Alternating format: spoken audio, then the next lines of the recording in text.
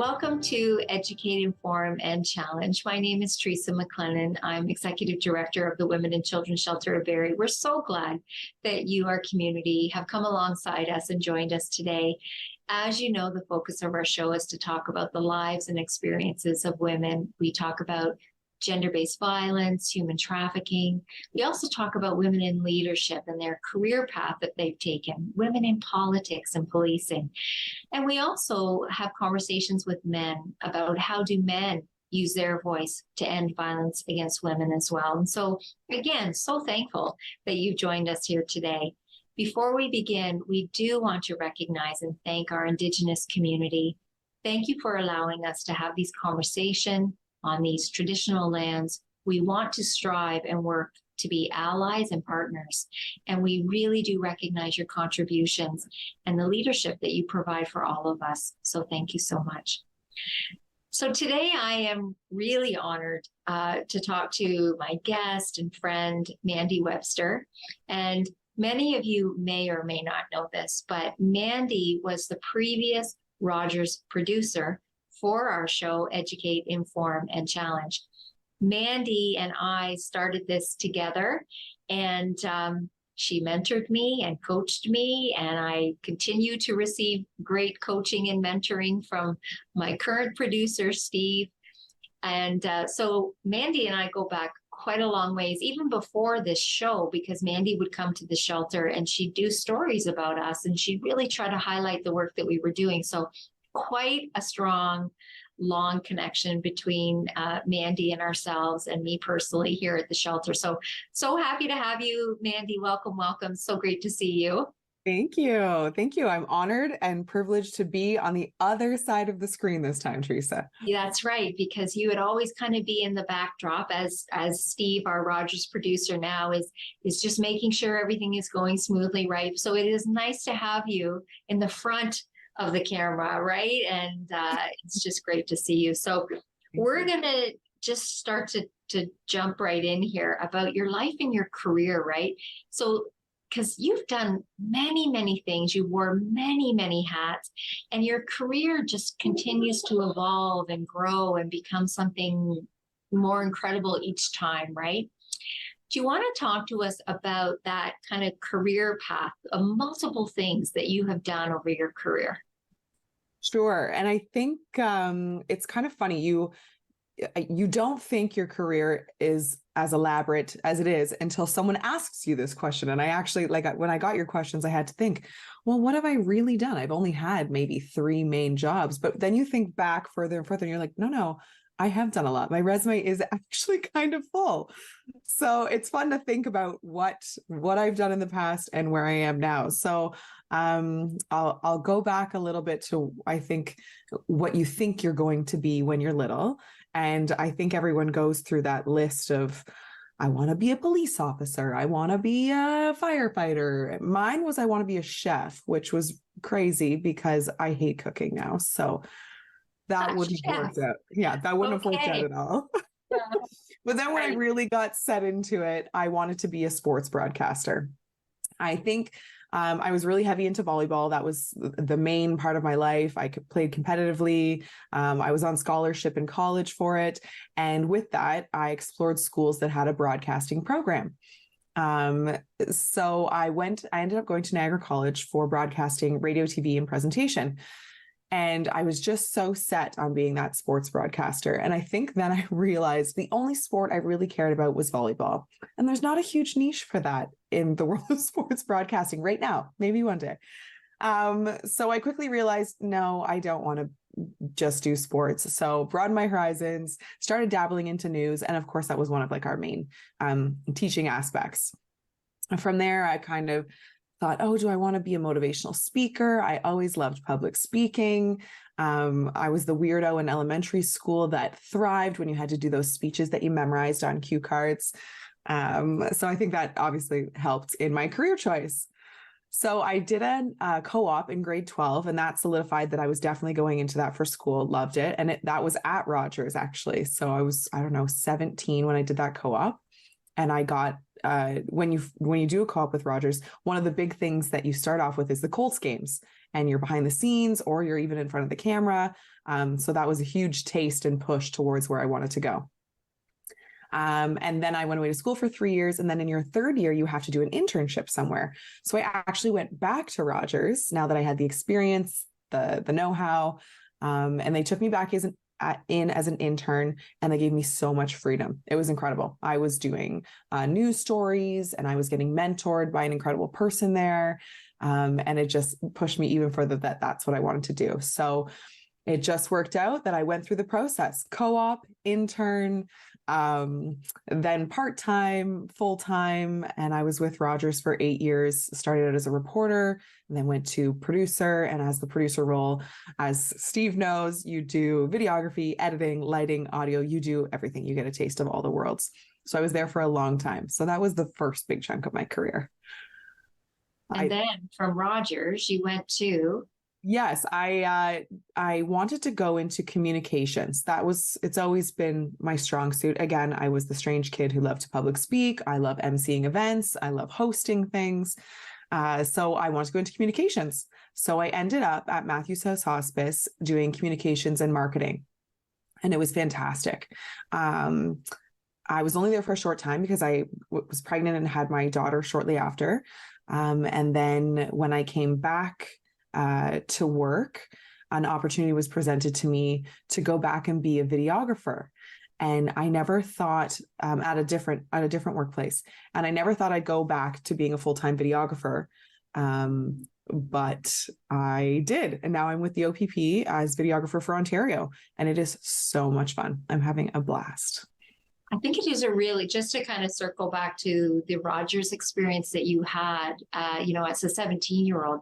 What a great plug for anybody who's listening today, because I believe that Rogers still has that program. And Mandy, you would know this far more than I would, and Steve, our Rogers producer, would. But there's opportunities for folks to volunteer or to kind of learn the ropes of being involved in, TV production and whatever all that looks like, right? So this is a really good plug. If you're someone in the community who's watching and you have an interest, to really seek out and get that information from Rogers TV, our local TV, because there is an opportunity to become involved, and look at where that can lead you. We're having this great conversation with Mandy, who started there, and look at where her career is now. And so fast forward to today, Mandy, you are doing work with the OPP. So what does that work look like in terms of what you're actually doing? So that is, it's fun and wild. So I've only been here so far, a few months. So I'm new to it, and I'm new to the policing world. Like we had spoke before the show, and I said, the only exposure I've had to policing world are shows that I've done in the past with Rogers, or interviews that I've done with different police services, which there was quite a few. So I've seen some behind the scenes stuff, but never in an organization like this and being inside of it. And the OPP is huge. As you know, it's all of Ontario. It's not just a city police service or a regional police service. We are in charge of a lot. I think I don't want to get the number wrong, but somewhere upwards of 9,000 employees. Yeah, it's really, really big. So my role here, there's two of us, two videographers, or video production coordinators, if we want to use a correct title. We are in charge of internal and external videos at the OPP. So I'm going to use the K9 unit as an example. If their unit comes to us and says, we need a training video of us doing this, this, and this to show to our other colleagues, we need to train them here. We would participate in that. We would set it up with them. We would do all the interviews, the shooting, the editing, and it would go back and forth until it was in a place that benefited them, the organization. And then sometimes videos go externally as well. If it's a PSA, a public service announcement for the public. For example, we're just about to do a Halloween video that will be going internally and externally about some safety tips. So we do a little bit of everything, and we travel all over Ontario to do it. As you can imagine, there's detachments everywhere, and we need to showcase everything that the OPP does. Wow, I should imagine that there is really a lot of requests for the things that you Yes. need to do. It's very busy for two people, right? That's a pretty heavy load for all of Ontario. And Yes. I know how well versed you are behind the camera. I also know how well versed you are in front of the camera. Do you have opportunity for both in this new role with OPP? That's a fun question, and I'm going to ask my manager that. But as of right now, no, I haven't had any opportunities in front of the camera. I have had to do some voiceovers to either change or correct audio stuff that we've done. But I'm sure those opportunities are definitely going to present themselves, especially as people get to know me, they get to know my skills, and vice versa. I can show them.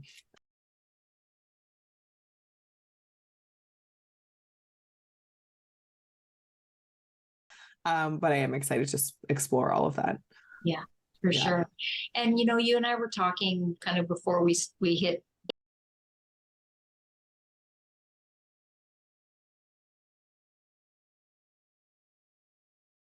in OPP that probably is it just continues to evolve and change, and seeing more women in those kind of roles, right?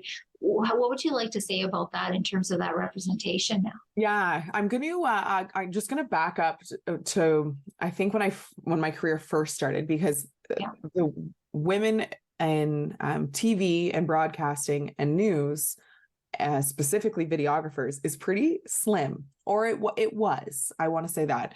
So I want to give an example. I do freelance work on the side as well. So there's a production that I do called Mariposa Folk Festival. And it's an amazing concert in Aurelia. If anyone's never been to it, they should definitely go.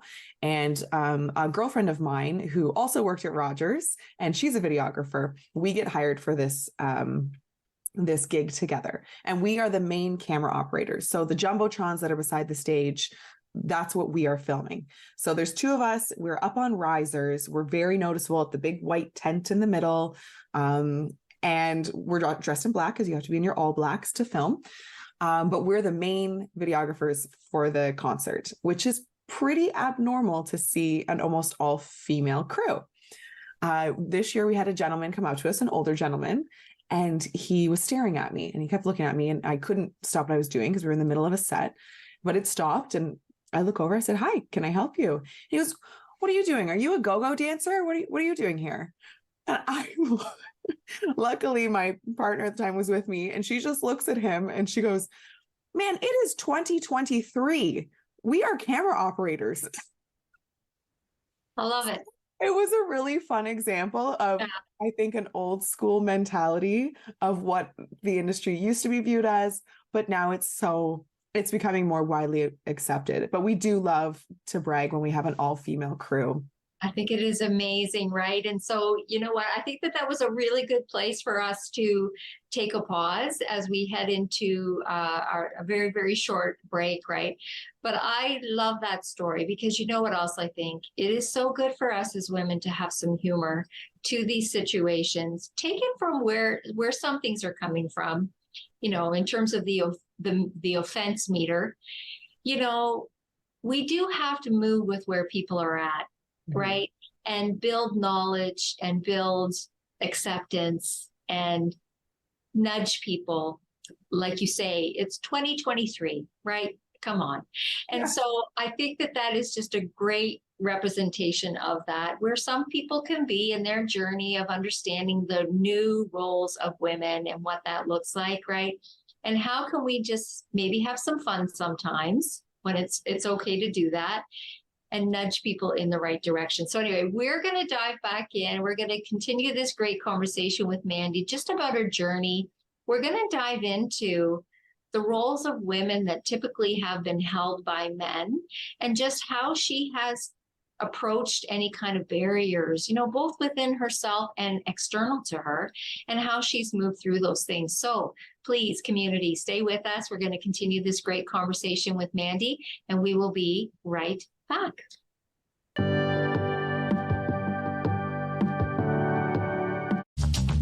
This program is brought to you by Ignite TV.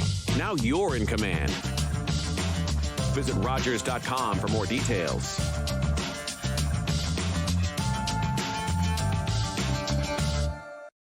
These days at your local Legion, we're marching to the beat of a different drum. On a mission to support veterans, to have fun, and to welcome everyone to our ranks. You don't have to be a veteran to join the Legion. And as a member, you'll join thousands of others serving our veterans, our communities, and our country. Oh yeah, and our Member Perks program will save you thousands on shopping, dining, products, and services across the country. Join us at legion.ca.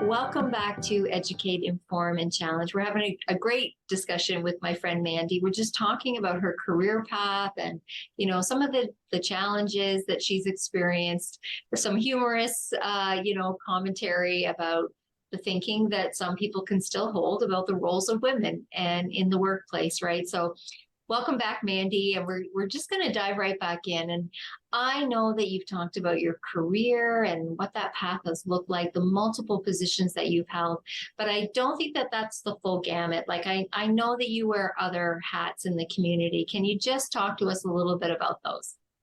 Yeah, I think when I was with Rogers, I was exposed to so many people on a daily basis. Like I would probably meet 15 to 20 people. It felt like every day. So I got asked to, do you want to participate in this? Can you participate in this? Can you help us with this?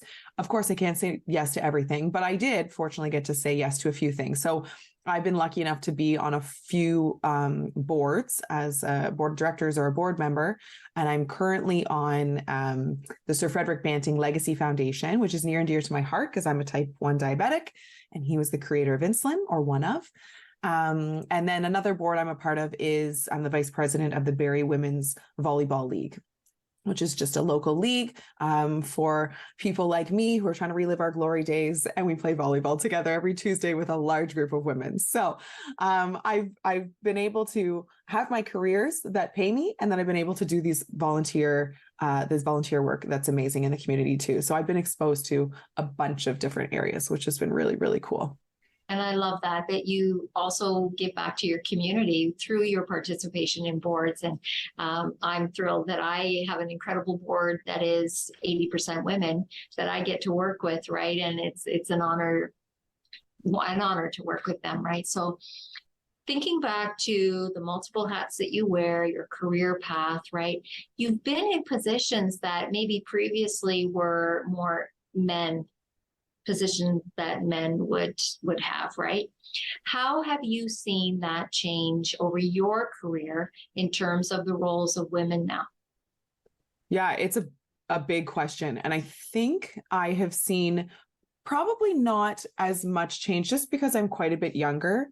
Not as much change as those who are maybe a little older than me, but the stories that I've heard, and now I can compare myself. Have I been exposed to that? Have I witnessed that? And yeah, there is some instances. So I think through some of the jobs that I've done, starting in TV, that was considered kind of an old boys club is what the term that I like to use. It's definitely not that anymore. There is way more women in broadcasting, reporting, all that industry, as I mentioned, with my productions that I do.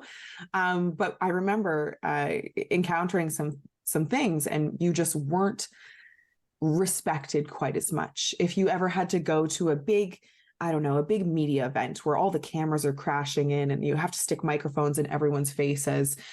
And again, I was always younger too. So I always viewed it as that was potentially the problem. But I have a really big personality. So to me, that was never the issue. So you could just tell that it was an old boys club.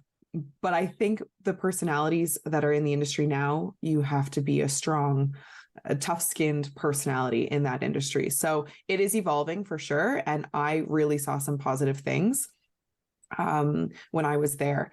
The next the job that I went to after that was the exact opposite. It was mainly female based. We had 50 employees and I would say 45 or more of those employees were women, which was really fascinating. It was a kind of a caregiving place. The hospice was a caregiving place. And I don't know if that's just geared more towards women, but that's what it was. And then again, where I am now in a police service, again, people would go back and say, police services are old boys clubs. And I see that changing, which is really, really cool. So for me, I'm new to the police industry, but from previous stories I heard, even one on your show, for example, there were stories of coming up and what that was like. And it was not easy. And they encountered issues with superior male figures. And I am been fortunate enough that I have not encountered that yet. And my manager is female, her superior is female, which I think is so, so incredible, especially because I want to learn from these people. It's really, really fun to see all of these females in power, making a difference, and honestly not encountering the old stereotype or still current stereotype in some places that people are encountering with men. I have not luckily experienced that where I am currently. Yeah. So if you think about your younger days, other careers that you've been in, what I'm reading between the lines is that you did experience that before, and that you've had your own experience and things that you need to tackle, barriers that you've had to overcome. Mm-hmm. So how did you do that? Like, and what did you face?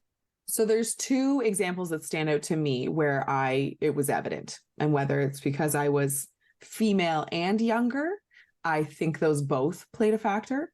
I would love to see if I had those encounters with these men now, if they would still be the same at the age I am now. Not that I'm older, but I'm older than I was. So I think the first one was with someone who was in a superior position to me and treated me like a child, or that I was less than. Even though I was doing a great job, I was just this kid and kiddo, and talked to differently than other colleagues or people around me. So that was tough, and it took a huge toll on my mental health. And it's funny, I didn't realize it at the time. I remember going to my doctor and say, why am I reacting like this? What is happening to me? Is it something wrong with my diabetes? Am I sick? Can we do blood work? And he said, no, Mandy, I think you're experiencing anxiety. I'm like, what are you talking about? Nobody throws up every morning from anxiety. Like, that's not a thing. He goes, no, it is. Like, it's a symptom that some people have. And I remember going through that, and it was so, so bad at the time. And then after this person exited my life, everything went away. It was really, really a good experiment. And it was something that happened quite early in my career. So it was a really good lesson for me too, and a hard lesson. But not to just think, oh, this person is my superior, I have to take this or deal with this. It's just, this is what life is like. This is what a boss is like. That's not what a boss is like. It's not what it should be like. And I'll give another example, is another superior male, older than me, brought me in and thought that I would be a great addition to something. And I think it's because he thought he could control me. This person was a micromanager, control freak, didn't like to let go. And I think he thought I was going to be another one of the minions, and that he could speak to me a certain way. And I would say, yes, sir. Like, yes, I can do that for you. And if Teresa, you know me, that's not me in the slightest. So he did not get what he thought he was getting. It's a bad deal on his part. Yeah. So I stirred the pot, shook things up. And luckily I had already had this previous experience, so I didn't allow myself to go through it again. So I stood my ground. I spoke out, which I think is the tough part for a lot of females in a not as superior role. But I voiced my opinion, and I finally got to a point and said, look, I can't work with you. You're disrespectful. You're misogynistic. You are not kind specifically to women. I will not go on working with you anymore. So I had to part ways with that. And unfortunately, another good lesson, I hope mainly for him, but it was a really good lesson for me too, that does exist. And it's not going to happen in my world. And I won't tolerate it. Not on your watch, right? Not on my watch. And if I witness it too, just as Yeah. apt to step up because I can't handle it. Yeah, yeah.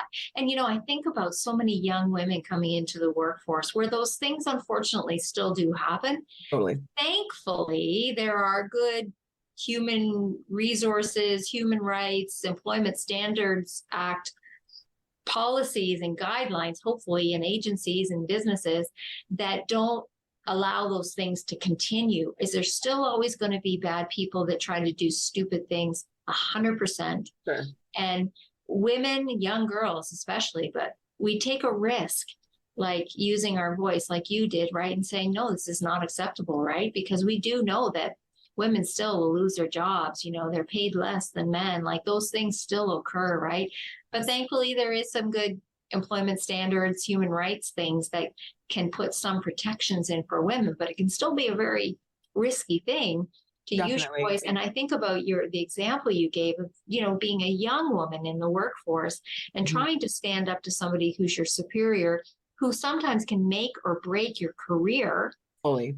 And that for our community, that is the world that women have had to try and work and navigate through to build a career with maybe having to compromise who we've been, who we are, in order to do that. So if you had ideas or thoughts for women coming into the workforce, young women, what advice would you give them when they are being met with something that doesn't feel right to them? And I think what you just said is exactly what I would say if something doesn't feel right. So when I talked about my first experience dealing with a situation like this, I just thought it was normal. I had no other experience in the workplace. And I was like, this is clearly normal. This is what a boss is like. Well, I guess this is what everyone talks about when they're excited Friday comes. I don't know. So I thought it was normal. So I went along with it.